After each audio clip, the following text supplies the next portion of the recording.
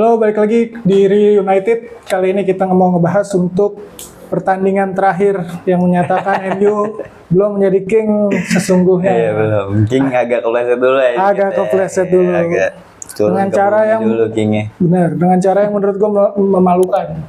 Kenapa memalukan anjir? Kita kalah di segala sisi, bro. Menurut gue kemarin tuh. Build up nggak bisa, megang bola nggak bisa, passing salah. Padahal udah 10 pemain ya. Betul, second ball kalah. Menurut gue sih gitu kemarin tuh. Dan kemarin harusnya tuh kalau kita minimal seri lah, kita bisa ngejaga peringkat 3 dengan nyaman. Sayangnya kalah, padahal Aston Villa udah kepleset lawan Chelsea. Iya. Kita udah bisa ngejaga jarak sama Chelsea, tapi pertandingan kemarin seakan-akan mengembalikan kita ke titik nol. Iya benar. Disuruh ini dulu lah, disuruh sendiri dulu ya, disuruh back sendiri. Menurut gue sih ini faktor yang paling pentingnya adalah tim-tim calon lawannya MU ya udah bisa mulai ngebaca permainan sendiri. Karena kan sebenarnya ya itu aja kan. Ya, nggak ada yang spesial sebenarnya. Ngandelin counter, terus build up juga gitu-gitu aja gitu. Ditambah ada beberapa pemain kita yang cedera kan. Yang nggak fit lah sebenarnya. Si Maguire kan juga sebenarnya kan dipasang agak quote-unquote maksain kan sebenarnya. Jadi ya itu kita masih banyak titik lemahnya, terus juga udah mulai kebaca. Jadi si Newcastle walaupun 10 pemain tapi lumayan megang banget. Physical apalagi dia main menang. di tandang di kandang gitu kan. Motot. Ya kan? Itu kalau 11 pemain selesai kita. Tambah selesai tuh kita tuh. Iya. Sekali lagi kehilangannya Licha tuh bikin MU jadi nggak bisa build up dari bawah dengan nyaman gitu. Orang nggak bisa gantiin peran itu. Apalagi Malaysia. Ya. Waduh banget, kenapa nggak Heaven-nya dipaksa ya? Iya. Itu kan benar-benar pemain terakhir di back kiri berarti kan bisa dipasang kan? Iya benar. Ya itu faktor-faktor yang kita hubungin sebelumnya kan. Kedalaman squad. Cedera terus fit nggak fitnya pemain akhirnya dipaksain. Si Mazraoui yang cedera kemarin ya. Mazraoui terakhir Luxio diganti karena kartu kuning kan. Tapi juga dia udah agak kurang juga sih sebenarnya sih. Tapi lebih nyaman lah harusnya kalau dibanding Malaysia gitu maksud gua. Malaysia benar. Dia progression ball-nya masih bagus gitu. Malaysia aduh. Ya emang pas kita udah unggul pemain gitu ya, itu nggak kelihatan MU tuh mendominasi gitu ya. Walaupun secara statistik mungkin goal positionnya masih menang MU, cuman tapi nggak kemana-mana aja gitu. Si Newcastle masih megang gitu ya. Entah di belakang sama di tengah gitu. MU nggak bisa nguasain tengahnya itu. Ya itu balik lagi udah kebaca sih menurut gua sih permainannya sih. Ya. Terus juga mau dipancing ke depan juga agak susah karena dia udah 10 pemain, harusnya kita yang nyerang kan. Pasti low block dia.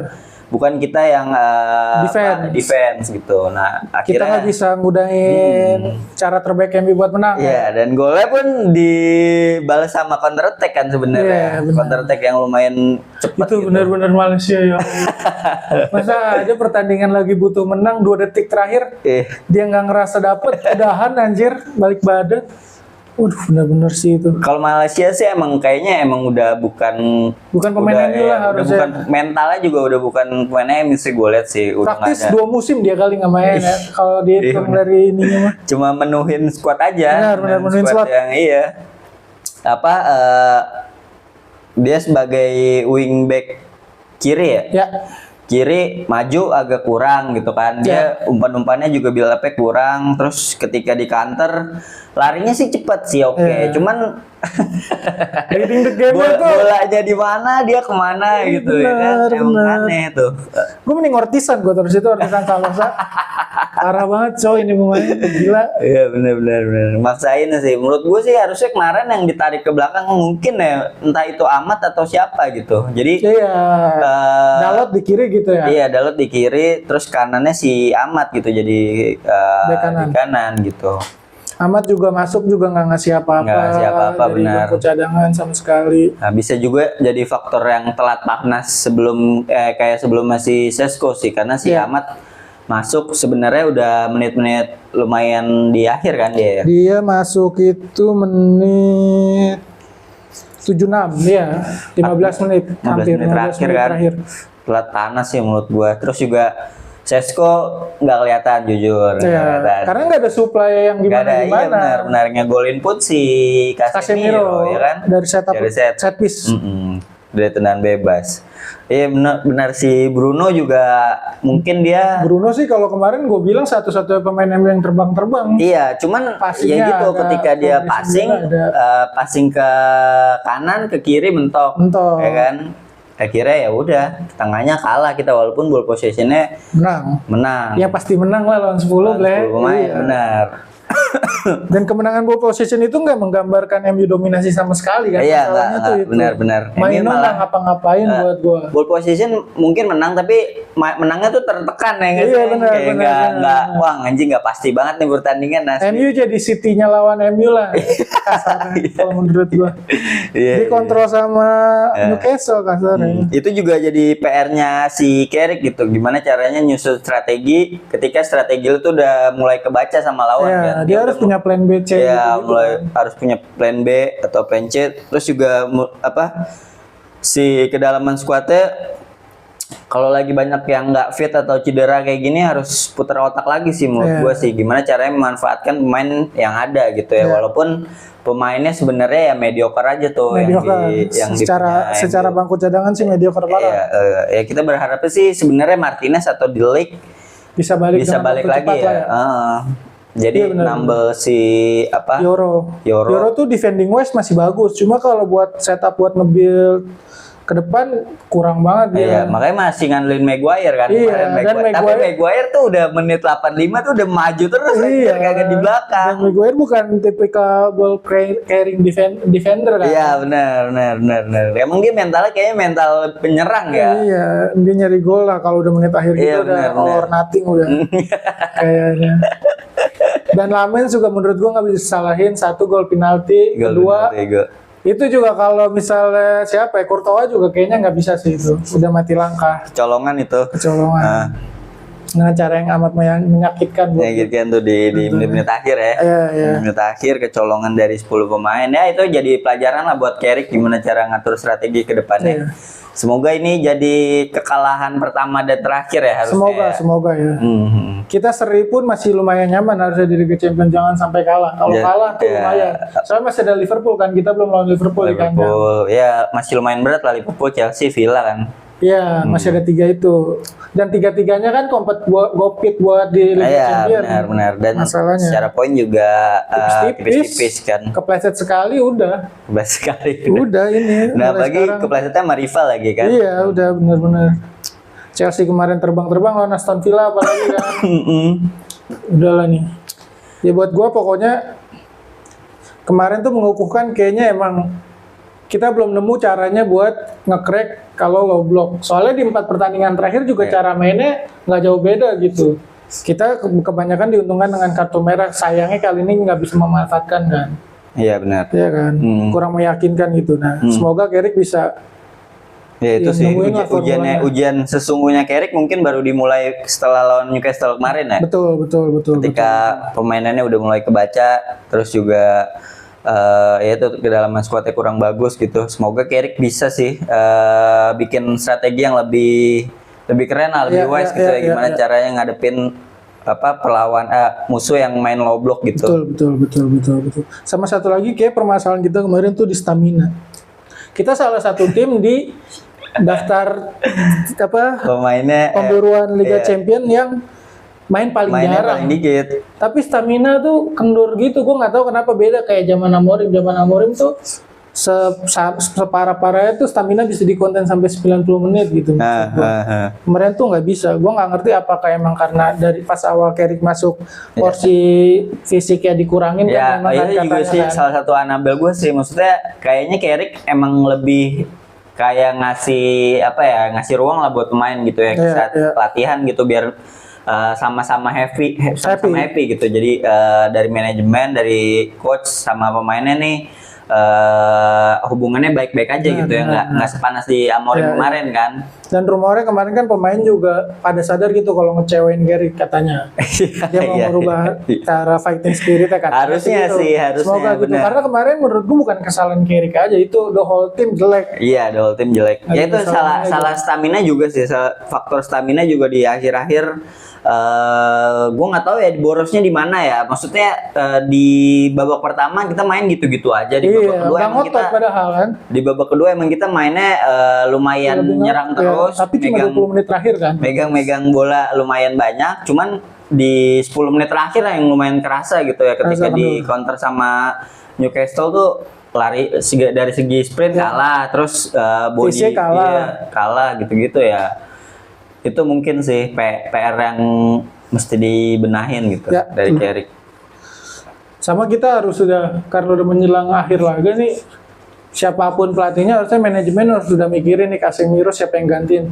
Karena berasa banget kita nggak punya Casemiro tuh, tengah kita tuh keteteran bener-bener.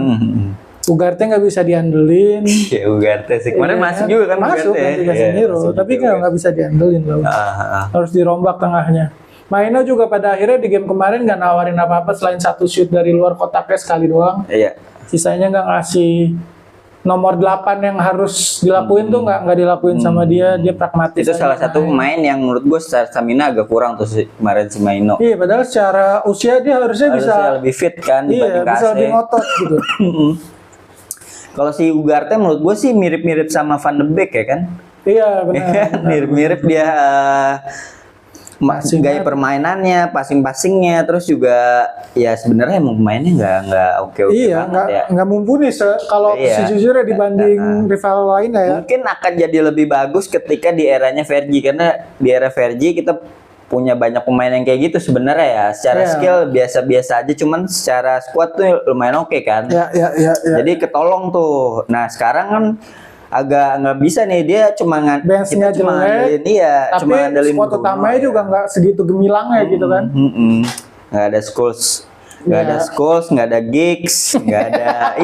Sekarang cuma Bruno doang kan. Bruno sama sisa-sisa Casemiro ya kan. Itu juga di menit 70 udah lumayan habis sih Casemiro. Itu sih palingan. Jadi menurut gua kita masih belum layak, nyaman sampai akhir musim lah menurut gua. Iya benar. Benar. Tapi harusnya masih cukup lah buat kalau emang slotnya 5 ya. Gue pede lah Liga Champions. Kalau 3 besar gua kayaknya kita lihat game lawan Aston Villa lah. Iya. Kalau gue sih masih cukup pede di 3 besar gitu ya. Terus juga kita langsung move aja ke Aston Villa. Ya sekalian. Karena lu kemarin menurut lu nggak usah pemain terbaik lah, pemain terburuk. Pemain terburuk Malaysia menurut gua, walaupun dia menitnya paling sedikit ya Malaysia kayaknya ya. Cuman ya itu satu pemain itu dimasukin terus langsung bikin kesalahan yang lumayan cukup fatal, akhirnya ngepanis kita 3 poin ya. Buat gue sih Yoro atau Amat lah. Dia masuk nggak ngapa-ngapain Amat. Dan gue bingung kenapa Carrick nggak ngasih instruksi. Ini kayak kalau gue perhatiin pas Amat masuk, bola tuh dari kiri terus. Amat tak masuk tuh buat apa jadinya? Iya. Sedangkan dia kan bisa take on 1-2 pemain itu kan. Ini dia salah satu poin plusnya dia kan. Buka ruang buat pemain lain, tapi nggak dimanfaatin. Jadi buat gua kemarin tuh kalau nggak Amat ya Yoro lah. Malaysia ya udah jadi Malaysia yang kita harapin aja, emang begitu anjir. Gak bisa diharapin. Ya itu sih harusnya si Amat dijadiin bek kanan aja langsung ya. Ngapain dia diiniin gitu. Benar. Oh karena sebelumnya pas dia masuk si ini belum cedera. Enggak siapa? Si Mazraoui. Mazraoui belum cedera kali. Dan Momo udah kadung ditarik. Itu dia tuh salahnya si Carrick, dia nggak punya plan B gitu ya. Ketika akhirnya cuma Malaysia, dia malah maksain si Malaysia. Karena mungkin dia pikir waktunya tinggal sedikit gitu ya. Terus kita dalam keadaan posisi menyerang gitu. Dia nggak expect kalau di counter secepat itu sama Newcastle. Salah satu in-game manajemen yang buruk lah kemarin. Selepas sebelumnya itu baik semua menurut gua Carrick ya. In-game manajemen. Iya benar. Kemarin sih Malaysia sih salah satu momok kayak nggak bisa tidur tuh dia mikirin Malaysia. Gua sih. Terus diapain ya pemainnya? Mau pinjemin kemana? Busuk banget bro. Jual nggak ada yang ini. Oke, kita lanjut geser ke pertandingan lawan Aston Villa di akhir pekan di kandang Old Trafford. Iya benar. Di kandang nih. Terakhir Aston Villa kalah sama Chelsea kalau nggak salah 4-2 atau 4-1 gitu. Meyakinkan lah Chelsea menangnya. Lumayan. Dan kita sebagai fans MU waktu Villa kalah happy banget. Karena pertandingan itu kan sebelum MU main kan. Benar, sebelum MU main. Wah, Villa kepleset nih. Kita bisa jaga jarak aman. Menang lumayan nih jaraknya kan. Kalah sama 10 pemain. Kejadiannya sama pas lawan Everton di Persis. Di Old Trafford. Iya. 10 pemain terus kartu merah di babak pertama pas dipegang sama Morim. Gimana menurut lu analisis? Lawan Aston Villa karena mainnya di Old Trafford, ini gue masih lumayan cukup pede. Sebenarnya. Karena Aston Villa juga secara tren lagi kurang oke gitu. 2 pertandingan terakhir kalah. Ini di champion apa enggak sih? Europa kalau nggak salah. Europe ya? Newcastle yang di champion kan? Oh iya, Newcastle di champion aja benar. Newcastle jago lagi champion. Iya kayak macan harusnya. Ya menurut gua ini harusnya jadi titik baliknya si Carrick gitu ya. Kemarin udah dapat teguran dari Newcastle, harusnya dia mulai berbenah lah di match selanjutnya lawan Aston Villa dengan memanfaatkan pemain yang ada gitu. Jadi menurut gua yang harus disiapin selain mental yang sebenarnya udah berhasil dibangun sama Carrick gitu ya. Terus secara strategi sebenarnya gitu-gitu aja. Cuman dia harus punya plan B, plan C gitu menurut gua. Harusnya ketika kita yang gua lihat nih ketika MU kejebolan duluan itu mulai goyang. Iya, mulai goyang gitu. Nggak kan kemarin kebobolan duluan kan. Walaupun kita menang. Walaupun kita sempat sebelum pertandingan babak pertama. Ya. Cuman itu kelihatan tuh ketika kita dijebol gitu ya, itu mulai agak bingung tuh mau ngapain. Mainnya harus jebolan juga kalau mau jujur udah bingung. Iya, harus mau kemana ditambah lagi kejebolan anjir. Nah, makanya itu si Carrick harusnya itu tuh. Karena kan secara strategi dia kan sebenarnya ngandelin counter attack gitu ya, yang sebenarnya harusnya dia harus sudah siap ketika udah dibobol lawan duluan gitu ya, dia harus punya strategi yang lumayan cukup oke gitu. Nah itu sih menurut gua si Carrick. Terus gimana ini juga lumayan penting gimana caranya si Carrick bisa memanfaatin celah-celah dari si lawannya gitu ya, entah itu kartu merah, entah itu pemainnya ada yang ada yang cedera atau nggak fit gitu ya. Terus gimana caranya si MU nih pokoknya bisa menguasai pertandingan tapi dengan lebih pede gitu, kayak bukan kayak kemarin gitu. Kemarin kan emang kita menguasai pertandingan tapi secara overall gitu ya nggak, agak kurang pede lah, kurang meyakinkan gitu. Iya sih, sepakat gua. Dan apalagi lawan Aston Villa dia pasti punya eager nih buat ngalahin kita di kandang kan. Meskipun pertandingan sebelumnya kayak kita menang deh lawan Aston Villa ya nggak sih? Coba kita cek dulu. Lupa gua. Pertandingan sebelumnya kalah MU. Kalah. Di kandang Villa kita kalah 2-1 deh kalau nggak salah. Iya benar. Harusnya di Old Trafford. Itu lagi sih, balik lagi yang gua keluhin tuh di beberapa pertandingan terakhir MU kurang disiplin defense wise. Iya. Ya itu kita kalah dari kurang ngotot gitu. Second bola nggak ngotot. Nggak ada Lisandro Martinez nih, biasa banget. Dan passing-passingan Rondo di City sama Arsenal itu nggak kelihatan lagi udah. Nggak kelihatan. Sama sekali. Iya. 1-2 sentuhannya udah nggak kelihatan. Gue mau itu balik, paling nggak disiplin. Dan Aston Villa juga secara posisi lagi cedera dalam tanda kutip lah karena 2 pertandingannya kalah kan. Bener. Walaupun dia punya kiper jago banget sih, gue akuin jago. Martinez banget. Si Martinez. Ya bisa lah ketemu Sesko mah. Nah satu lagi kayaknya gue nggak semoga Sesko nggak main dari menit awal. Oh gitu ya. Ya gue butuh Ahmad di kanan dan Bumo di tengah buat setidaknya Ahmad bisa lebih nyetem dari awal gitu. Iya, lebih fluiditasnya lebih berasa gitu kalau ada Ahmad gitu. Bener. Bumo beneran udah digantung aja gitu. Iya, karena kalau ada Sesko nggak ada yang ngumpan juga Sesko jadi kayak jelek padahal bukan salah Sesko gitu kan. Dia nggak dapat supply aja. Nggak dapat supply aja benar. Menurut gue sih gitu. Gue setuju sih. Si Bumo digantung di depan aja, Sesko main jadi super sub aja gitu ya. Iya, menit 60 kayak 70 kayak. Biar lebih nyaman kita menyerang gitu. Sama secara kualitas pemain sebenarnya si Aston Villa ini 11-12 sih sama MU ya, sebenarnya ya. Nggak berada di atas juga nggak berada di bawah gitu. Bisa dibilang hampir mirip. TRA lah, nggak TRS itu kan secara squad ya. Gitu. Nah kan dari pertandingan Carrick sebelumnya di lawan tim gede, sebenarnya kan kita udah pernah lawan City, lawan Arsenal itu udah mulai kelihatan kan secara pemain, bahkan si City lebih di atas lah di MU. Jauh. Itu bisa mengantisipasi pemain-pemain yang secara kelas nih sama atau di atasnya. Nah, menurut gua harusnya si Carrick bisa meramu itu di pertandingan berikutnya gitu.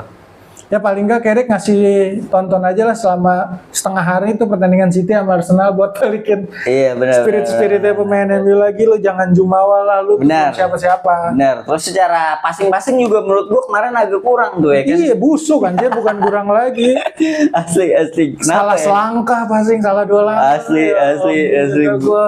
Second ball kalah megang bola nggak antisipasi pemain dari belakang. Iya, itu sih kacau sih. Tengahnya sih diobok-obok kemarin lawan Newcastle. Kita harus balik lagi tuh spirit awal menurut gua. Ini satu teguran di bulan Ramadan buat Dan ini mungkin bisa jadi satu titik balik atau satu kenyataan yang kita harus hadapin sampai akhir musim. Kalau ini bisa menang dengan cara meyakinkan, kita bisa pede lah mengakhiri musim. Tapi kalau ini kalah meskipun caranya bagus gitu ya. Menurut gua agak sulit MU buat ke Liga Champions. Itu aja sih kalau gua sih. Iya, menurut lu ini gue karena tren 4 pertandingan kemarin terakhir ya. Tapi gue nonton Villa lawan Chelsea juga sih. Dia banyak celah juga yang bisa ditembus. Iya. Sebenarnya. Menurut gue seri lah ini pertandingan. Asli deh. Pesimis lo ya? Pesimis gue ngeliat MU tren-tren terakhir ini. Pesimis gue. Gue sih masih pede menang nih. Makan gue pede menang 3-1 menurut gue. Wah, semoga bener. Semoga Haris bener kali ini ya. Gue sih pede menang sih kalau ini di Old Trafford harusnya. Soalnya gue percaya hoki ini udah banyak kepakai bro di pertandingan sebelumnya. Bahkan kemarin di lawan Newcastle juga dikasih hoki dapat kartu merah. Tapi nggak bisa dimanfaatkan. Jadi menurut gue seri kayaknya. Tapi kalau menurut lo menang ya semoga benar lah. Itu aja sih. Menurut gue sih harusnya menang gitu ya lawan Villa di Old Trafford gitu ya, karena kemarin udah kalah di leg pertama. Harusnya si Carrick belajar dari kekalahan sebelumnya, baik lawan Aston Villa maupun di Newcastle gitu ya. Terus dia bisa belajar dari situ, terus ya balikin lagi secara mental harusnya di up lagi kan ini supaya pertandingan ke depannya yang lumayan cukup dibilang berat sih enggak, cuman mengkhawatirkan aja, mengkhawatirkan. Menantang gitu. Harusnya si Carrick ini bisa ngangkat itu lagi gitu menurut gue. Ya semoga lah ya, semoga. Sama ini yang gue lucu tuh, gue nggak ngerti ya, ada apa dengan para mantan pemain MU? Jadi jago. Bukan, maksud gue pada bacot banget gitu. Scholes, Roy Keane. Ini legend-legendnya. Dan kayaknya di semua tim yang paling bacot ya legend MU doang gitu. Legend MU doang. Mungkin yang di up juga gara-gara MU juga. Bisa kan? Jadi sih. Mungkin yang lain juga bacot aja, cuman nggak di up. Tapi menurut gue dia kayak Scholes lah. Scholes kan angkat topi banget ya. Itu legend MU yang paling kita hormati. Tapi bikin story kayak gitu sih buat gue sih. Waduh, meskipun itu nggak salah secara poin ya. Si Scholes ya. Tapi kan lu ngobrol aja langsung sama Carrick kayak nggak kenal. Itu satu tim anjir, satu tim posisinya sama lagi kan sebenarnya. Iya. Kenapa kayak gitu caranya? Makanya Evra marah banget kan. Iya. Dan ya udahlah, mungkin emang kayaknya pernah dibahas deh soal itu. Soalnya beberapa legend MU sebenarnya nggak mau rekan satu timnya gitu ya, mantan pemainnya itu jadi lebih baik dari dia gitu. Jahat banget mentalnya. Ada iri hatinya sebenarnya. Terlebih sih yang paling bacot kan sebenarnya Gary Neville kan. Gary Neville betul. Gary Neville kan secara kepelatihan sukses secara karir. Gary Neville, terus Roy Keane, Wayne Rooney. Scholes sekarang mulai itu juga aneh juga sih Scholes ngapa ya. Iya. Makanya gue tuh busuk banget nih. Iya benar. Harusnya bukannya ngangkat mental gitu ya. Support gitu, walaupun kita lagi di peralihan kayak gini, dia malah bikin terus IG story kayak gitu ya. Menurut gue sih semoga aja pemain-pemain MU nggak nggak memperdulikan sosial media sih, walaupun nggak mungkin gitu ya. Paling nggak kena mental pemain sendiri lah ya. Harusnya si Carrick bisa bangun ruang ganti tuh spiritnya agak lumayan berbeda lah dari pelatih sebelumnya, karena dia salah satu legend juga di MU. Dia tahu gimana caranya. Ya, apalagi dia di Ferguson langsung. Semoga dia tahu gimana caranya ngebangkitin mental, terus bikin suasana ruang ganti tuh lebih kondusif gitu.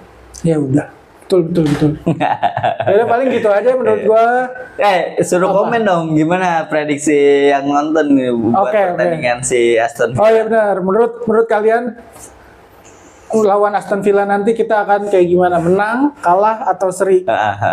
Coba. Kalau menang, apakah menang meyakinkan gitu ya, seperti prediksi gua yang mungkin 3-1 gitu ya, prediksi gua sih 3-1, atau menang yang di akhir-akhir gitu ya, bisa jadi menang 2-1, menang 1-0 gitu ya, kayak pertandingan-pertandingan sebelumnya, atau malah kalah menyakitkan gitu. Seperti lawan Newcastle. Jangan lagi sih, udah 2 kali coy. Lawan Everton 10 pemain, lawan Newcastle 10 pemain. Iya benar. Kalau menyakitkan sih wah kurang oke tuh kita di komen guys. Mental kita di hari Senin gitu ya, para fans MU nih.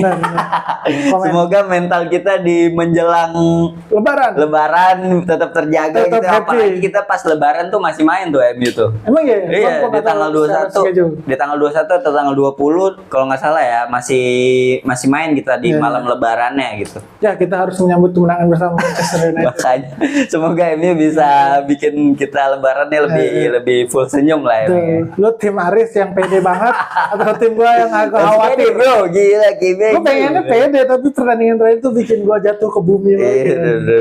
Oke, coba komen dan subscribe guys ya. Jangan lupa subscribe, karena subscriber baru nambah berapa nih? Belum nambah. Viewer sih nambah. Subscriber belum. Jangan lupa yang nonton di short juga jangan lupa nonton fullnya di YouTube. Di YouTube betul. Di TikTok juga nanti gue subscribe lah kalau lu ngaku fans King MU, masa nggak support ya? Sesama klub setan merah bro. Paling nggak di like, di subscribe, di share juga boleh. Benar. Atau lu stage, lu kata-katain jadi banteran, kita argumen boleh. Buat fans lain ya. Atau ada fans MU yang nggak sepakat sama kita juga nggak apa-apa. Udah. Fans Villa tuh ada nggak sih di Indonesia? Ada. Fans Everton aja ada. Ada, harusnya ada. Villa ya, walaupun banyak. Apa yang lu cari dari Aston Villa? Kenapa? Juara jarang. Iya, fans Villa lagi bagus. Fans Spurs aja udah aneh nih ada fans Villa. Kocak. Ya udah gitu aja paling dari kami. Jangan lupa subscribe ya. Thank you semuanya, bye.